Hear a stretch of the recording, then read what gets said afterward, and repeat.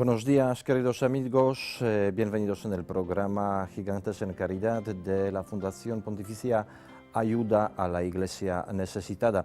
Hoy vamos a viajar a Loyería, un pueblo valenciano donde hay un monasterio de vida consagrada, contemplativa. En este monasterio vamos a entrevistar a hermana María de la Humildad. Hoy es una religiosa de clausura, de vida contemplativa, pero apenas unos años antes trabajaba como misionera en Albania. Nos va a contar sobre su experiencia misionera.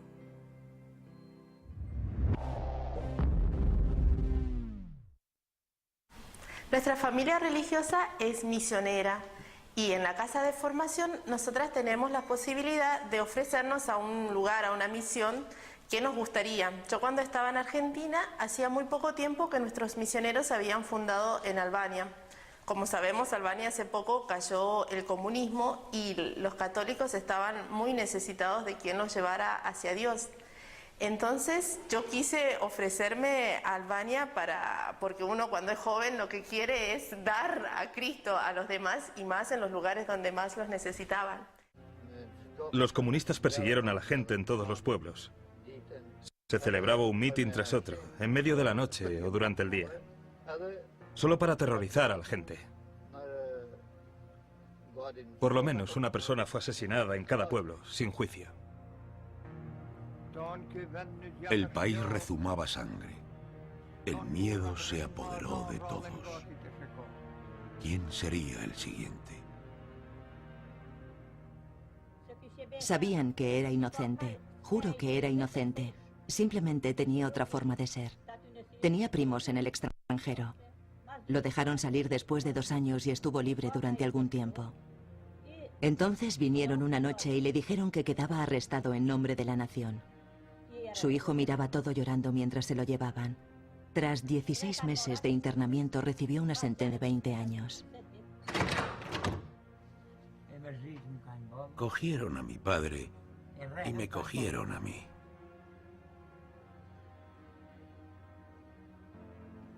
Me golpearon. Pasé 18 años en prisión. Sí, estuve en prisión. Después, cuando me pusieron en libertad, estuve hospitalizado.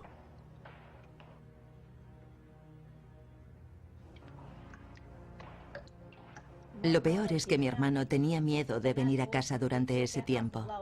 Le juro a Dios que en la calle, cuando iba a trabajar, mis amigos no me deseaban nada malo, pero no se atrevían a preguntar ni siquiera si estaba cansado. Si lo hubieran hecho, alguien habría aparecido inmediatamente preguntando por qué me hablaban. Mi suegro murió e incluso mis parientes tenían miedo de venir a mi casa. Créame, no teníamos nada que poner en la cazuela para nuestra cena. Los parientes de un prisionero no podían vivir vidas normales. Están marcados de por vida. Tenía 5 hijos y eran los mejores estudiantes de todo el pueblo. No obstante, al finalizar sus estudios, solo pudieron encontrar trabajo en la cooperativa. No tenían derecho a más. Hubo algunos que decían que nadie querría casarse con ellos y que no se les permitiría continuar sus estudios. El régimen era tan represivo que siempre tenían miedo.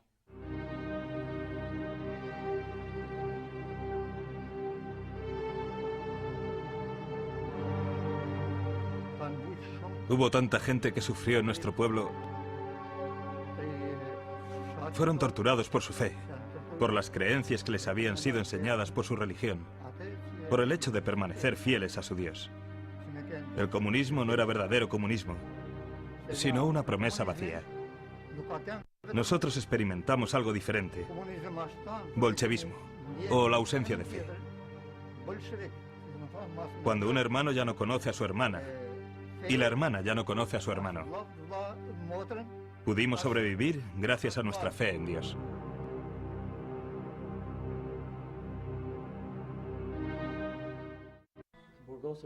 En el campo de trabajo, se ponía a los prisioneros cabeza abajo en pilares de hormigón y se les dejaba al sol todo el día. Según un documento escrito encontrado en los archivos de la prisión, a los prisioneros se les colocaban grilletes o eran encadenados con cadenas muy pesadas que se colocaban alrededor de sus hombros, dejándoseles así durante toda la noche. Entonces los guardias traían sus pistolas Ataban sus pistolas a las piernas de los prisioneros con las culatas calzadas en el vientre y los golpeaban.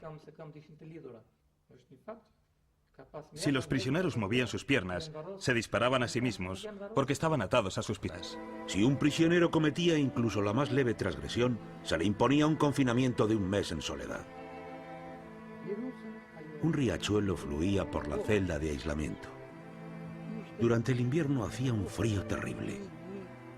Al prisionero no se le permitía llevar más que un pijama y solo se le daba una manta por la noche. Tenía que estar de pie todo el día. Tras 1 mes en la celda, el prisionero parecía un esqueleto.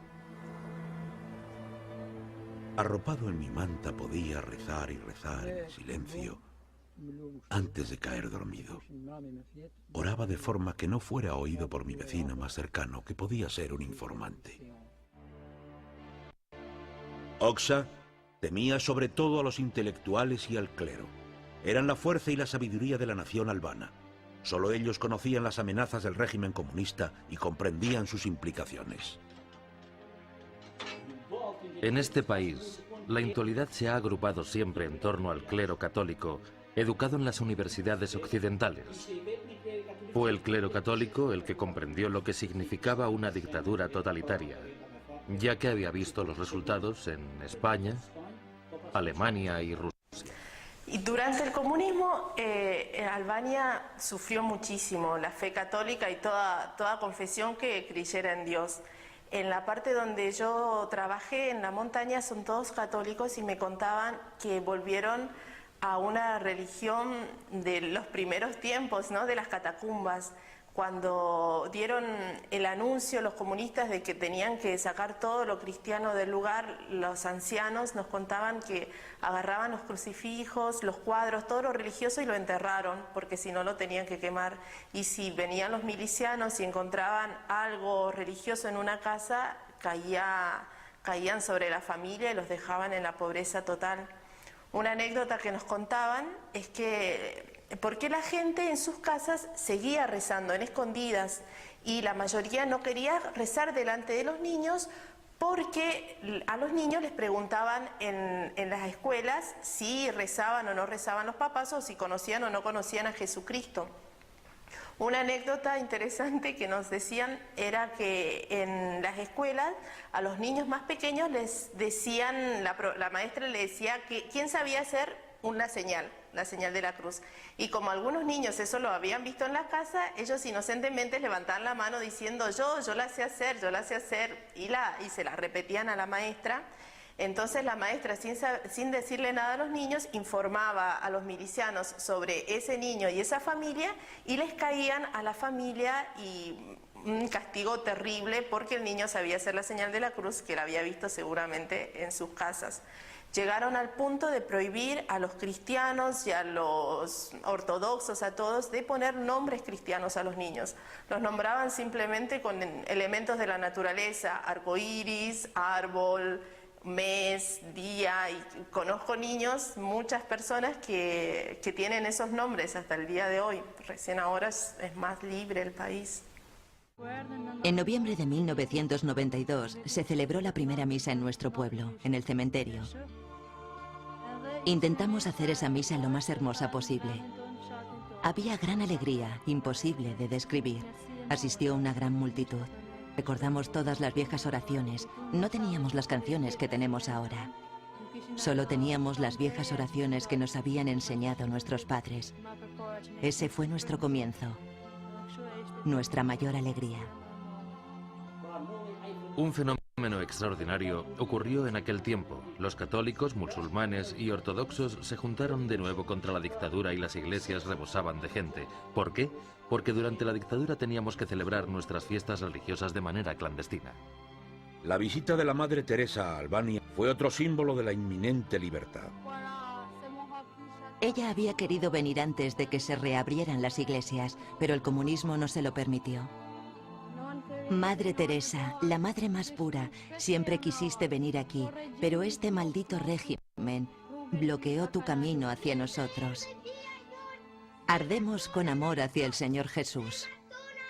Mira en nuestros corazones limpios y toma estas flores en tu mano.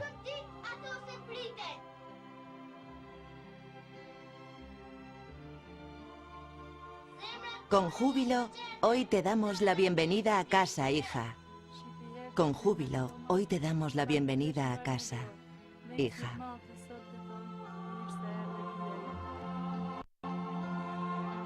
La iglesia me parece que actualmente tiene un papel fundamental en Albania, porque Albania después de caer el comunismo quedó vacía y en un terreno muy natural. Entonces tiene que devolverle los valores trascendentales a la gente, ¿no? Y lo hace por medio del testimonio y de la caridad con los pobres, la caridad con los más necesitados y también con toda la gente tratando de devolverle eso, los valores trascendentales en la educación. Y es una fuente de esperanza y de alegría para todos. Hay que devolverle la esperanza a la gente en un mundo mejor y la esperanza en recuperar la felicidad y en alcanzar la felicidad que solamente se da por medio de Jesucristo. Y la Iglesia lo está haciendo por medio del testimonio que está dando en la ayuda a los cristianos, a las personas, a toda la sociedad, y ayudarlos a descubrir el verdadero camino hacia una civilización mejor y en paz, y en la civilización del amor, que también solamente la podemos fundar en Jesucristo. La misión de nuestra familia religiosa en Albania cuenta con varias casas y nos dedicamos sobre todo a la educación de los niños y de los jóvenes, que son el futuro del país. Hay también en el trabajo de las parroquias, como lo realizan nuestros sacerdotes. Las religiosas tenemos 3 casas actualmente. Una es para las niñas y jóvenes que quieren estudiar y empiezan desde muy chiquititas, las tenemos desde los 5 años, que sus familias, sobre todo provenientes de la montaña o familias pobres que no pueden darle educación a sus hijas, las dejan con nosotras durante el año y nosotras, aparte de darle una educación cristiana y de catecismo integral y humana, también las ayudamos con los estudios en la escuela. Para continuar este trabajo, gracias a Dios, hemos podido abrir una casa para chicas universitarias en la capital de Albania, en Tirana, que está haciendo mucho bien y de donde pueden venir chicas de todo el país y no es abierta a todos, ayudar a todos, no solamente religiosas, cristianas. Y también, que es muy importante, tenemos una casa para niños discapacitados en otro pueblo de Albania, en otra ciudad, que también para dar testimonio a la gente que los discapacitados son un tesoro para la sociedad y que no hay que dejarlos de lado, no hay que abandonarlos o esconderlos, sino tienen dignidad como cualquier persona y son hijos de Dios e imagen de Dios.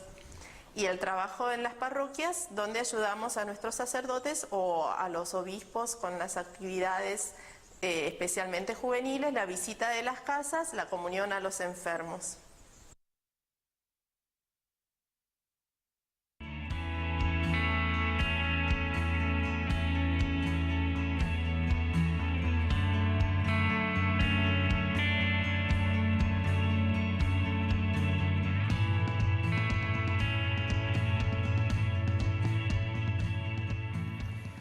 Precioso testimonio, ¿verdad?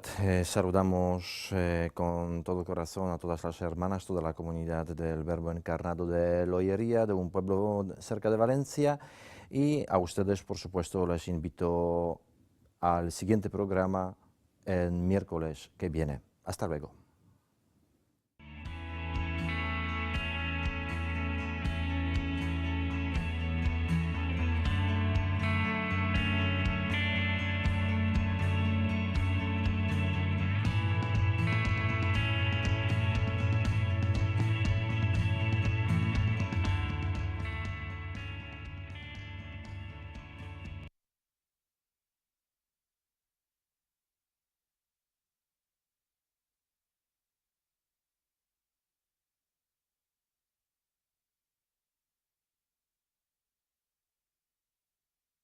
Luego te presento